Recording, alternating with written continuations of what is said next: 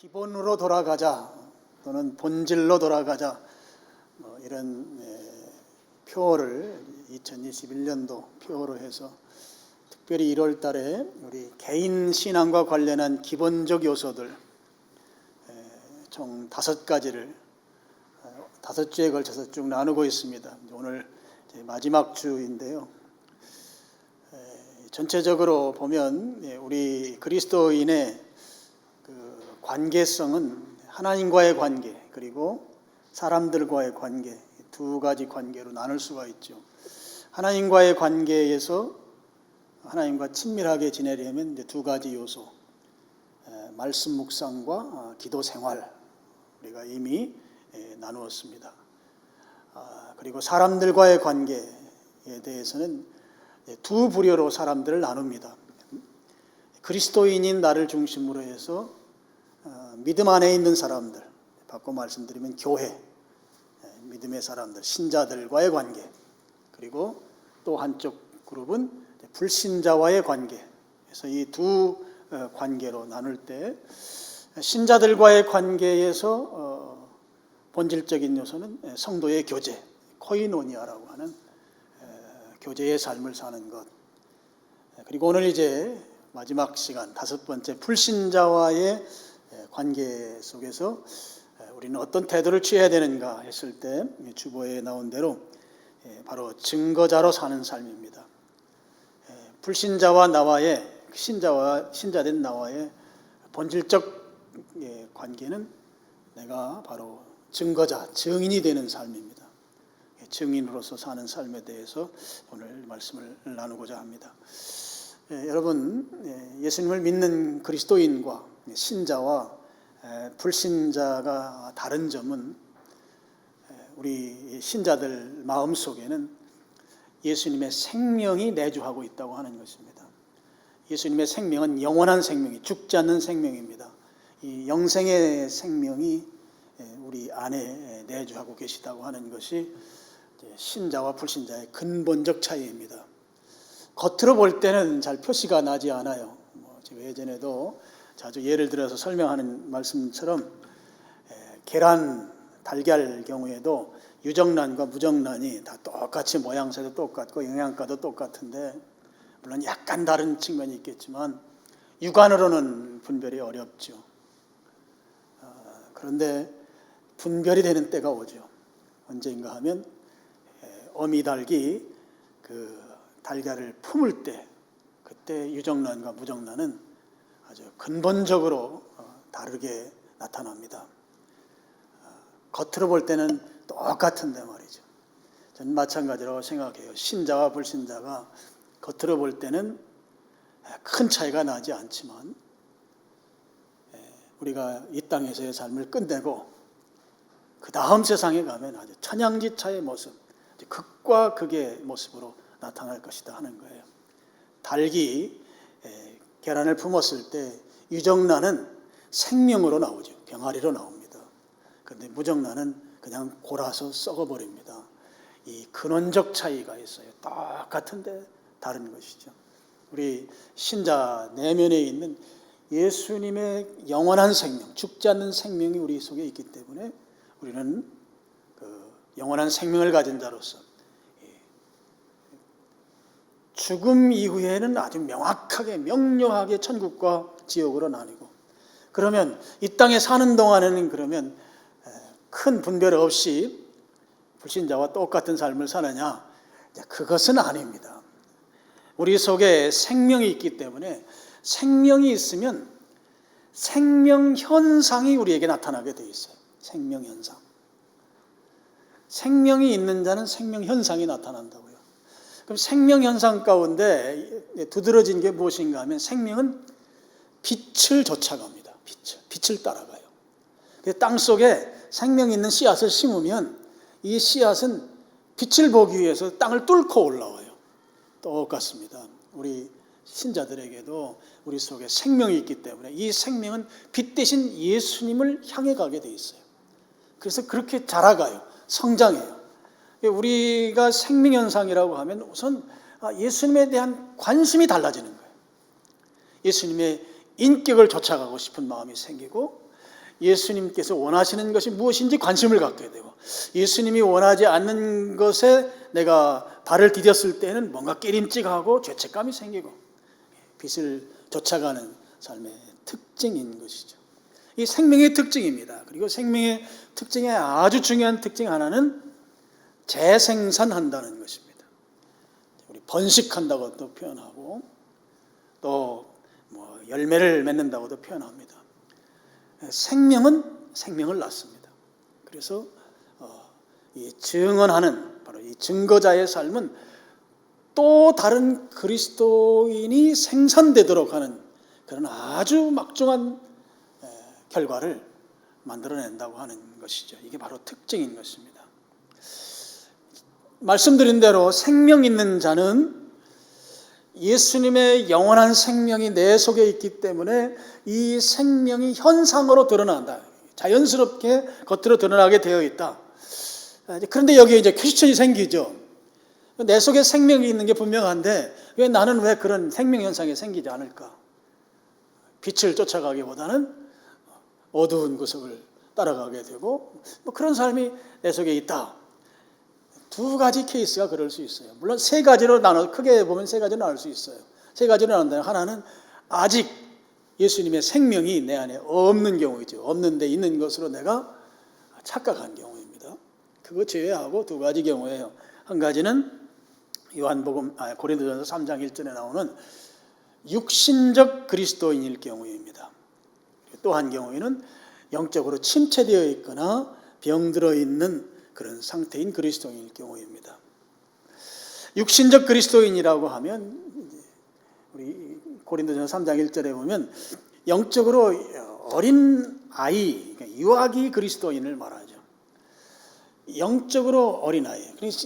교회를 오래 다닌 것과 무관해요. 영적으로 유아기 그리스도인. 이 유아기 그리스도인은 이 생명이 생명 현상을 드러내려면 자연스럽게 나타날 수 있는데 이 생명 현상을 가로막는 것이 있어요. 내 속에 옛 모습, 옛 습관, 죄성이라고 하는 것과 또 외부의 세상적 요소들, 내가 그동안 좋아하면서 살았던 그 세상적 요소들이 내 속에 있는 생명 현상을 가로막는 거죠. 강하게 억압함으로 인해서 생명 현상이 나타나지 못하게 합니다. 그래서 이 영적으로 유아기 그리스도인에게서 생명 현상이 잘 나타나지 않을 수 있습니다. 이런 경우에는 교회의 리더 그룹들이 그들을 보호해주고 양육하고 훈련해서 성장하도록 옆에서 챙겨줘야 하는 것입니다. 또 한 경우는 이제 영적인 침체입니다. 또는 영적으로 병이 들었다고도 표현할 수 있는 경우입니다. 왜 그럼 이 영적인 침체가 생기는가? 우리가 육신적으로 연약하기 때문이죠. 육신적인 연약함과 또 마음의 상처를 입고 그 상처들이 어떤 계기가 돼서 그 상처가 덧나거나 하게 되면 시험 들게 됩니다. 시험 들면 낙심하고 영적으로 다운이 되게 되죠. 다운이 되면 이제 먼저는 주님과 가까이 지내던 삶으로부터 멀어지게 돼요.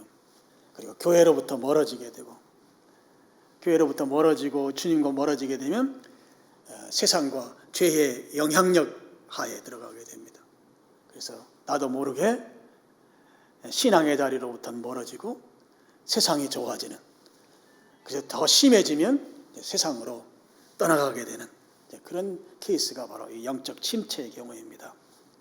영적으로 침체했을 경우에 그 침체기의 초창기에는 주님, 성령님께서 근심하시죠. 내 속에 있는 성령님이. 그래서 야, 그렇게 살면 되냐 하면서 강하게 도전합니다. 그래서 내가 이렇게 살면 안 되는데 이 자극이 생기죠. 자극이. 그때 깨닫고 돌아오면 되는데 그걸 무시하고 그냥 그대로 살다 보면 나중에는 그 자극도 없어져요. 없어진다기보다 자극이 무뎌집니다.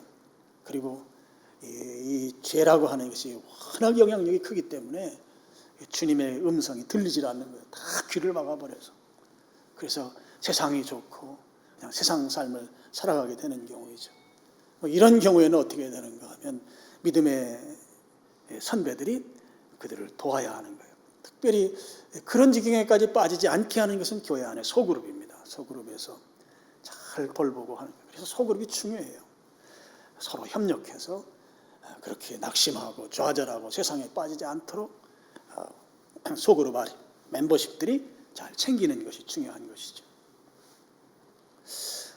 생명 있는 자가 그 생명이 현상화돼서 드러나야 하는데 드러나지 못하게 하는 것, 유아기 그리스도인 아직 미숙한 신자로 살아갈 때, 또 영적으로 침체되어 있을 때, 그런 이유로 인해서 우리의 생명 현상이 나타날 수 없는 그런 삶을 우리가 살 수 있다 하는 것입니다. 사실 그리스도인의 딜레마죠. 오랫동안 내 신앙생활 정말 오랫동안 했는데, 근데 실제 생명 가진 자로서 이 증거자로 살아야 돼요. 증거는 그냥 내 삶이 그냥 표현되는 거예요. 자연스럽게 나타나야 되는 삶인데 그 삶이 나타나지 못한다고 할 때 이 얼마나 고통스럽고 답답한 일이냐 말이에요. 그런 일들이 우리의 삶에 그대로 나타난다고 할 때 괴로운 일이다 하는 것이죠. 특별히 이제 최근에 코로나19 상황이 되면서 오늘 우리들이 그리스도인의 증거자로서의 사는 삶이 더 어려워진 측면이 있어요. 그 어느 때보다도 믿음의 사람들에 대해서 세상이 비난과 비판이 더 심해진 때가 바로 최근입니다. 교회에 대해서, 목회자에 대해서, 믿음 안에 있는 신자들에 대해서 세상이 비판하고 비난하는 목소리가 상당히 커진 때가 최근의 모습입니다. 그리고 이 코로나19 때문에 이 교회 예배에 대한 이 해석이 갈리기 시작하는 거예요. 꼭 모여서 교회당에서 예배드려야 되는가? 아니다. 흩어져도 된다. 이런 극단적인 이런 해석들이 난무하면서 우리 성도님들까지도 거기에 막 휘둘리고 있는 상황이 작금의 상황입니다. 이런 상황 속에서 이 증거자로 산다고 하는 거, 이게 참 쉽지 않다 하는 것이죠. 그럼 이런 상황일지라도 우리가 증거자로 살려면 어떻게 해야 될 것인가? 오늘 이제 본문 우리가 내용은 길지만 딱 두 구절만 읽은 것은 좀 집중하기 위해서 두 구절만 읽었어요. 내용은 이런 내용입니다. 당시 유대인들이 예수님을 믿지 않았어요. 하나님의 아들로. 그리고 예수님께서 하시는 말씀도 물론 동의하지 않았어요. 오히려 죽이려고 했습니다. 그때 예수님께서 하신 말씀이죠.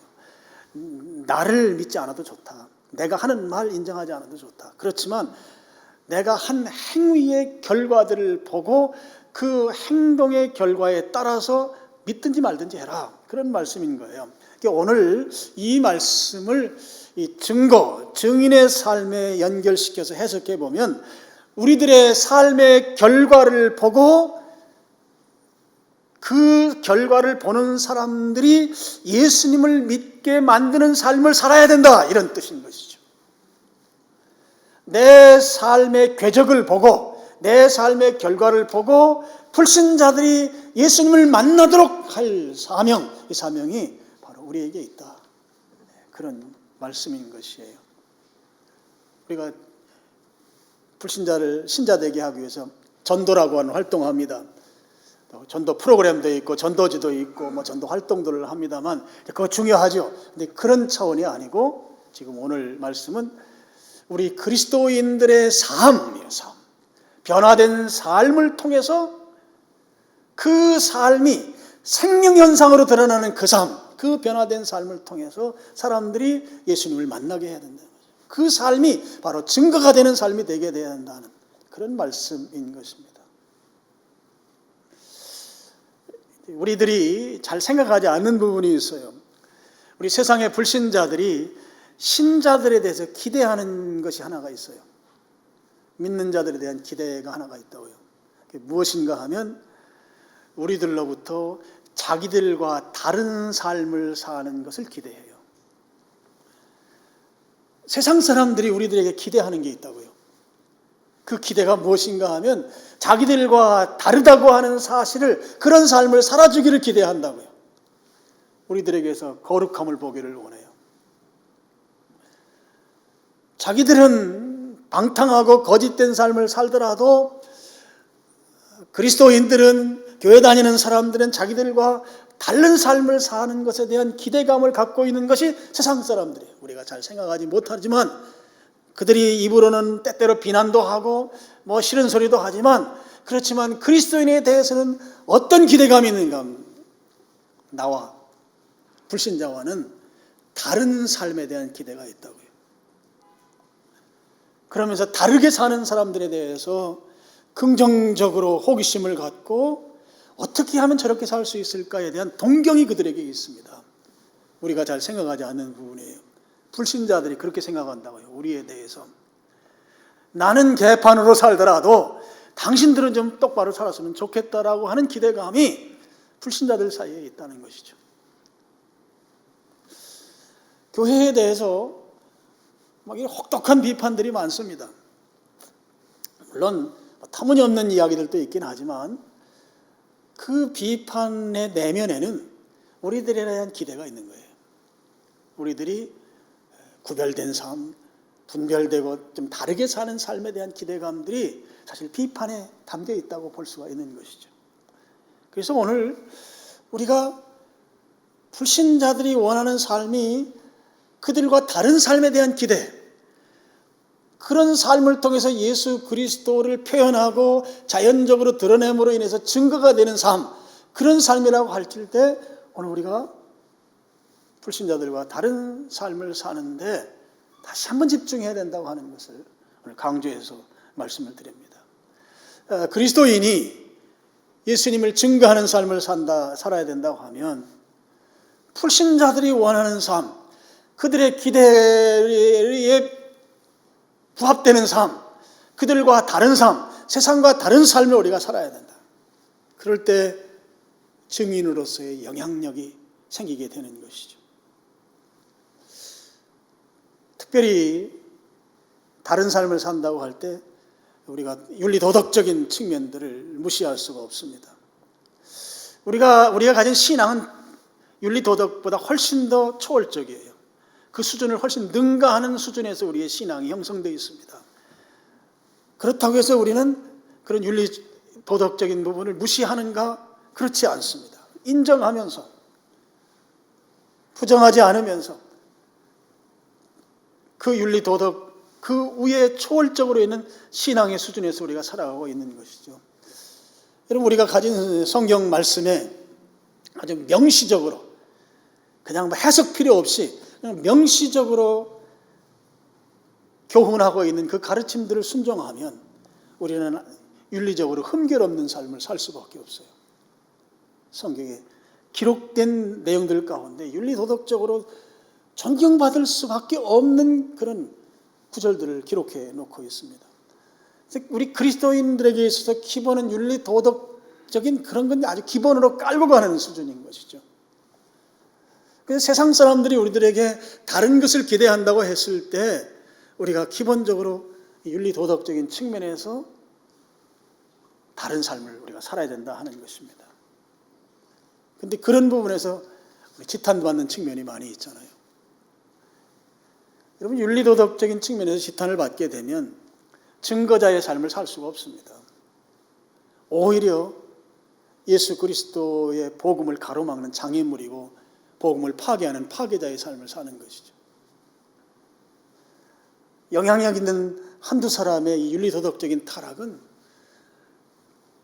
엄청나게 많은 부분에서 복음의 장애물로 복음을 가로막는 요소로 작용한다 하는 걸 우리가 이미 잘 알고 있습니다. 그래서 윤리도덕적인 차원에서 수준 높은 그런 삶을 사는 것이 오늘 증거자로서의 삶에 합당하다 하는 것이죠. 여기에서 우리는 한 걸음 더 나가야 합니다. 프랑스 말로 노블레스 오블리주라고 하는 말이 있죠. 귀족의 의무라는 그런 의미입니다. 그리스도인의 사회적 책임 이렇게 해석할 수 있습니다. 교회의 사회적 책임. 실제적으로 우리 한국 교회는 사회적 책임과 관련해서는 아주 많은 퍼센테이지 큰 책임을 지고 있습니다. 감당하고 있는 것이죠. 그래서 제가 정확한 데이터를 기억을 못하겠지만 우리 한국의 사회복지 영역에서 교회가 감당하고 있는 영역이 7, 80%가 된다고 그래요. 교회가 그런 일들을 하지 않으면 우리나라의 이 복지 부분이 많은 부분에서 굉장히 허술해지고 무너질 것이다. 그런 이야기들이 있습니다. 노인 요양과 관련된 사업, 또 어린이집, 뭐 학교, 대안학교라든지 뭐 병원이라든지 뭐 이런 그 복지, 사회복지와 관련된 일들이 교회들이 많은 영역에서 지금 감당하고 있죠. 사실 그런 부분들에 대해서 우리가 막 생색을 내지 않기 때문에 그렇죠. 실제적으로 이 사회에 아주 지탱하고 있는 아주 중요한 역할을 교회가 지금 하고 있다고 하는 것입니다. 물론 그렇게 공개적으로 또 체계적으로 하는 것들도 있지만 오른손이 하는 일을 왼손이 모르게 하는 그런 이 사회적 책임들 우리 잘 감당하고 있습니다. 저는 우리 교회와 이런 부분에서 우리 교회와 관련해서 저는 참 아주 감사하고 또 그런 교회 담임 목사에게 참 고맙습니다. 우리 교회는 이런 일에 좀 신실하게 섬기고 또 제가 강조하기를 이런 거 할 때 오른손이 하는 일 왼손이 모르게 하도록 그리고 기왕에 섬기고 봉사할 때 내 이름 내지 말고 교회가 드러나게 하라고 하는 그런 제가 강조를 제가 많이 합니다. 그렇게 이 모양 저 모양으로 우리 교회 성도들은 섬기는 일에 아주 열심입니다. 드러내지 않아서 그렇죠. 제가 아는 것만 해도 참 많이 있습니다. 공개하지 않아서 그렇지. 그래서 이런 부분들을 우리 손가락질 당할 이유는 사실 없는 부분이에요. 우리 손가락질 해도 그거 하나만 알고 둘은 모르기 때문에 손가락질 하는 것이지 실제적으로 감당하는 역할들은 적지 않은 부분에서 많이 감당하고 있고 특히 우리 교회 성도님들 같은 경우에 저는 그런 일들에 신실하게 섬기고 봉사하고 있기 때문에 저는 우리 다니엘서에 나온 말씀처럼 하늘에서 별과 같이 빛나는 그런 귀한 성도의 삶을 잘하고 있다. 이 노블레스 오블리주의 삶에 대해서는 이렇게 나무랄 부분이 크지 않다. 그런 생각을 전 하고 있습니다. 이번에 우리 교단에서 그 10만 명 헌혈 운동을 한대요. 지난 금요일 날 국민일보에 그 기사가 우리 교단 기사가 미션란에 톱 기사로 나왔어요. 그 사회적 거리두기로 인해서 지금 피가 부족해서 아주 이름도 잘 지었어요. 피로 회복. 피로 회복도 되고 피가 붉은색으로 되어 있죠. 이런 신문에 보면 헌혈로 인해서 회복시킨다고 하는. 저 우리 교단에서 참 잘한 일이라고 저는 생각합니다. 수도권에 있는 교회들은 지금 2월 달 중에 참여하도록 제가 안내를 받았습니다. 저희 특별히 증거라고 하는 이 말씀을 묵상하고 한 주간 동안 나누면서 그 공문을 받고 우리 교회도 이 헌혈하는 일에 참여했으면 좋겠다 하는 생각을 했습니다. 물론 이제 건강하셔야 헌혈을 할 수가 있습니다. 그래서 우선 이제 게시판에 헌혈하기를 원하시는 분들의 좀 이름을 적어주시면 제가 정확히 지금 아직 알아보지는 않았지만 한 20명 넘어 한 30명 정도 되면 헌혈하는 그 차를 우리 교회에 오게 해서 헌혈을 할 수 있도록 하루 날을 정해서요. 그래서 지금 제 생각은 주일날 가능하면 3월 7일, 3월 첫째 주일날 헌혈차를 우리 교회로 오게 해서 우리 성도님들이 좀 헌혈을 좀 할 수 있었으면 좋겠다. 그렇게 제가 지금 생각을 하고 특별히 이 노블레스 오블리주 헌신 증거의 삶에 있어서 이번에 헌혈하는 이 우리 교단적인 이 행사에 좀 우리 교회가 좀 함께했으면 좋겠습니다. 그래서 여러분들 참여하기를 원하시는 분들은 저 밖에 나가면 게시판에 여러분 성함을 적어주시고 우리도 헌혈차가 오려면 그래도 숫자가 어느 정도 돼야 온다고 하니까 2월 달 한 달 동안 여러분 이름을 좀 적어주시고 그렇게 해서 3월 첫째 주일 날 헌혈을 할 수 있도록 좀 해보려고 합니다. 유튜브로 지금 이 예배에 참여하는 성도님들도 헌혈하는 일은 같이 할 수 있습니다. 그래서 헌혈하기를 원하시면 그 카카오톡으로 저에게나 제 아내 핸드폰으로 헌혈에 참여하겠다고 연락을 주시면 제가 명단에 적었다가 3월 7일로 우선 정하고 여러분들 함께 헌혈에 참여하셔서 이 시점에 우리 교회가 이 사회적 책임을 좀 다할 수 있는 일에 좀 함께했으면 좋겠다. 저 신문 기사는 이제 서울에 있는 우리 강남중앙침례교회에서 처음 한 그 내용이 신문에 나와 있습니다. 교회들이 한 일 가운데, 특히 우리 교회도 한 일 가운데 최근에 한 일 중에 제일 의미 있는 일이 아닌가, 저는 그렇게 좀 생각이 듭니다. 여러분들 기도하면서 헌혈에 한번 참여를 해주시면 좋겠습니다. 그리고 또 한 가지, 이제 예수님을 증거하는 삶을 살려면 우리의 삶이 달라야 된다고 하는 것과 포함해서 삶의 목적이 달라야 합니다. 왜 사느냐 했을 때 그 왜 사느냐의 답이 세상 사람과 달라야 된다 하는 것이죠. 세상 사람들은 왜 사는가 하면 성공하기 위해서 산다. 부자 되기 위해서 산다. 권력을 갖기 위해서 산다. 권력, 물질, 성공, 이런 것들이 그들의 삶의 목적일 수 있어요. 그런데 우리의 삶의 목적은 하나님께 영광이죠. 내가 사는 이 삶은 하나님께 영광이 되는 삶을 사는 것이다. 거기에는 예배도 포함이 되고, 거기에는 우리가 세상을 살면서 생업을 가지고 살면서 그 생업을 통해서 하나님께 영광을 올려드리는 그 삶을 위해서 산다고 하는 삶의 목적이 달라야 된다고 하는 거죠. 왜 공부하는가? 하나님의 영광을 위해서 공부하는 거예요. 우리 학생들도 돈 많이 벌기 위해서 공부하는 게 아니고, 좋은 회사 취직하기 위해서 공부하는 게 아니라 하나님의 영광을 위해서. 왜 사업하는가? 왜 일하는가? 하나님의 영광을 위해서 한다 하는 거죠. 부자 되고 성공하기 위해서 하는 것은 그건 세상의 목적이고, 우리의 삶의 목적은 하나님의 영광인 것이죠.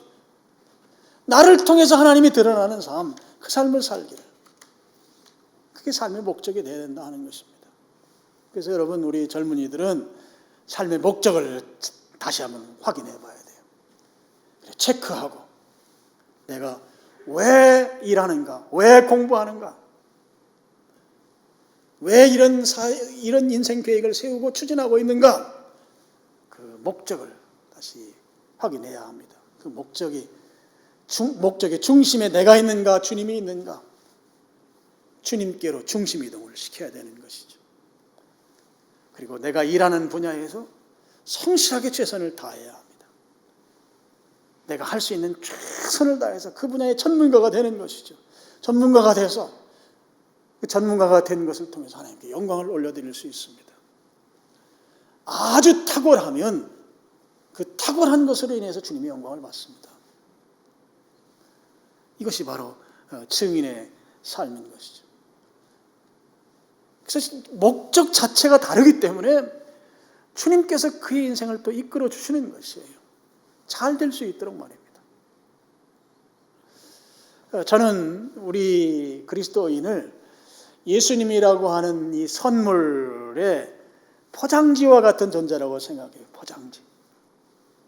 예수님이 선물인데 그 선물을, 여러분, 예수님이 선물이라면 최고의 선물 아닙니까? 우리에게 있어 최고의 선물에 그 최고의 선물다운 가치를 갖도록 포장하는 포장지가 바로 우리들이다 하는 것이죠.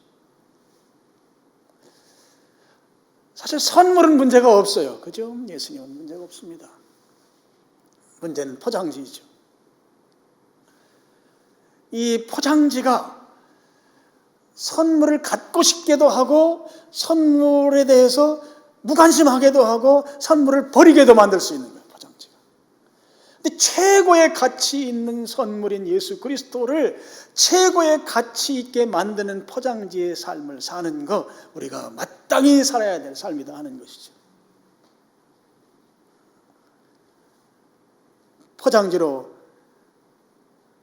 잘 예수님을 포장함으로 인해서 사람들이 성큼 다가와서 그 선물을 받아갈 수 있도록 만드는 것. 그러면 우리가 어떻게 살아야 될까? 한마디로 불편과 손해를 감수하는 삶을 살아야 된다. 불편과 손해를 감수하는 삶. 이게 포장지의 삶이다.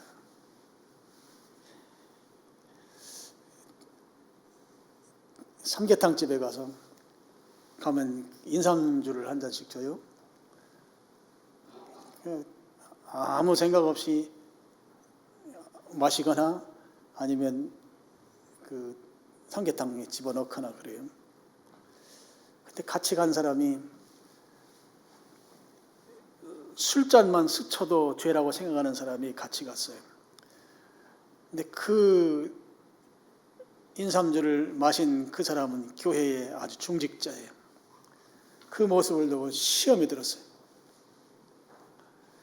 어떻게 아무런 망설임과 거리낌도 없이 저렇게 자연스러울 수 있을까?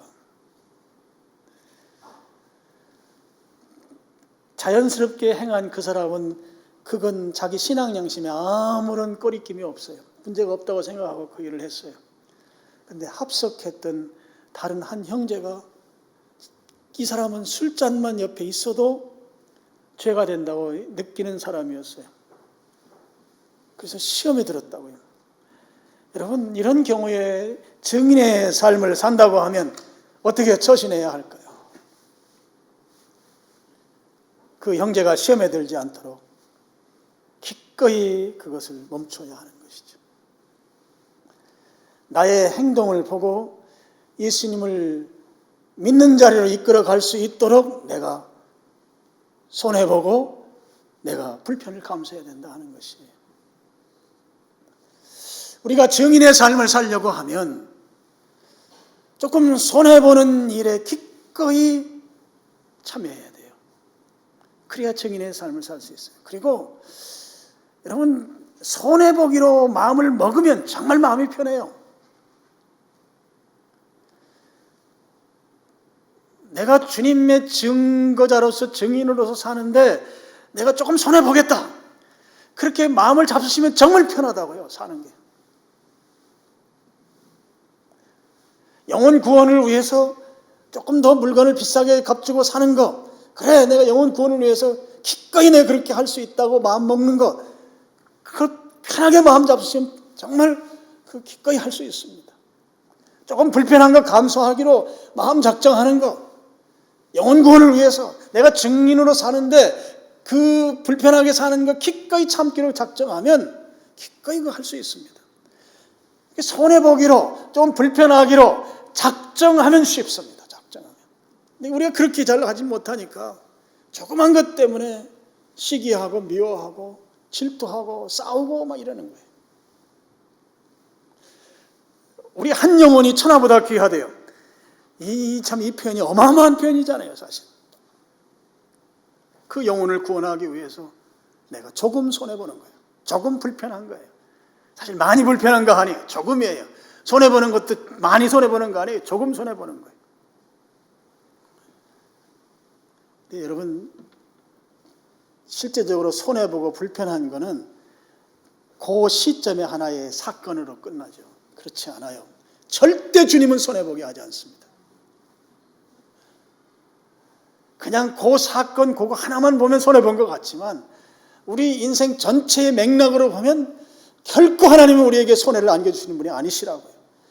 이 사실을 믿으시길 축원합니다. 내 대에 심었습니다. 내 대에 손해봤습니다. 자식 대에 잘 되게 되어 있습니다. 자식 대에 잘 되게 되어 있어요. 저는 우리 3대 어르신 목사님들로부터 이 얘기를 여러분들한테 많이 들었어요. 심는 게 중요하다. 심으면 거둔다. 심은 자가 거두지 아니하면 후손이 거두게 되어 있다. 저는 이 말을 믿습니다.